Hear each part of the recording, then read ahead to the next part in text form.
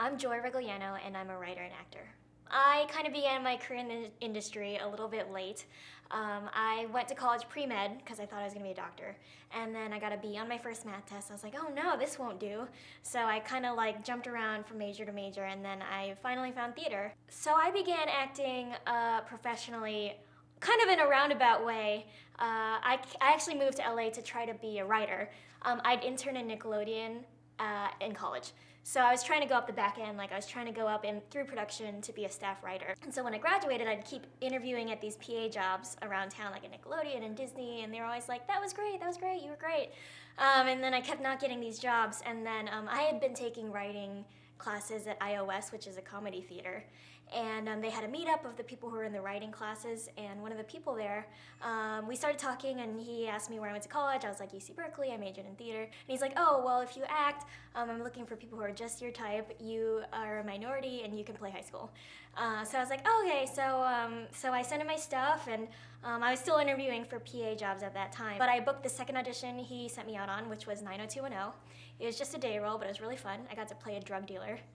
And then I booked 2 more co-stars that season on Castle and Secret Life of the American Teenager. So I was like, okay, well, I guess I'll just ride the horse in the direction it's going. So yeah, that's how I got started with acting, and I haven't looked back since. Acting is like just being a professional auditioner or being a professional job hunter. Like you're just constantly you spend most of your time, like maybe 95% of your time unemployed, unless you get lucky, of course. And then you just get to play, like for those few seconds you're in the room, the role is yours. So you just gotta perform and do your best, for even if it's just for like one casting director. For that moment you get to shine, and then you go back to your day job or whatever you're doing to pay the bills. One of my female inspirations in the industry would have to be Issa Rae. She's also a writer and actor and producer. She was one of the first web series that really went viral, I feel like. It was called Awkward Black Girl, and it was kind of going big around when I first started, around 2012. And it was really inspiring because she produced this thing herself, she wrote it, and you could tell from the first few episodes, it's a little rough. Like, it's definitely super like shoestring budget, friends with favors.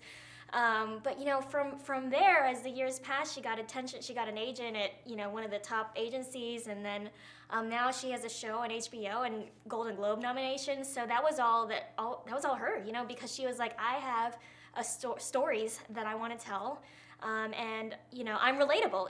Whether or not the industry says I'm relatable or not, I know that these stories, people will enjoy them. I really related to her when I read that she said she was very convinced that people of color are relatable, because growing up, people would tell me that all the time. Or I took playwriting classes, and people would be like, why do you want to write about a Filipino girl? I'm like, because me? Like, because I do.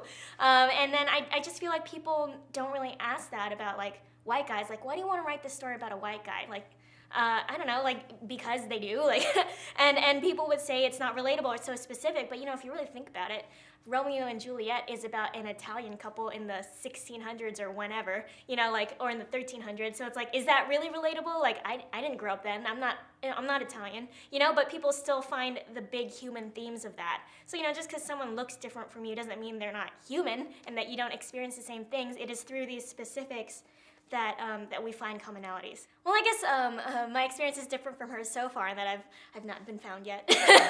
I was fortunate enough that one of my YouTube series, like I have a little web series, and my first sketch that I shot, it went viral. I got over 1 million views. I was like, this is easy. I'm gonna be the next Issa Rae, but not contacted by CAA or UTA yet. I first learned about Issa Rae from, I had a roommate who's African American, and she told me about this web series. So I looked it up, Awkward Black Girl, and when I looked it up, it was so funny. Like, it was awkward and relatable and quirky, and I just loved it. So I just kept clicking on more, and I told all my friends about it.